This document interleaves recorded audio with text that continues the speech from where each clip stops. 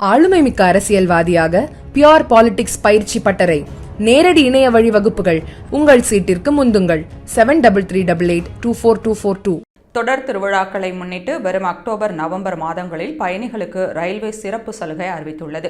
இது தொடர்பாக ரயில்வே அமைச்சகம் தெரிவிக்கையில், அக்டோபர் 13 முதல் 26ஆம் தேதி வரை சொந்த ஊருக்கு செல்லும் பயணச்சீட்டையும், நவம்பர் 17 முதல் டிசம்பர் 1 வரை ஊர் திரும்ப பயணச்சீட்டையும் ஒரே நேரத்தில் முன்பதிவு செய்வோருக்கு கட்டணத்தில் 20% தள்ளுபடி வழங்கப்படும்.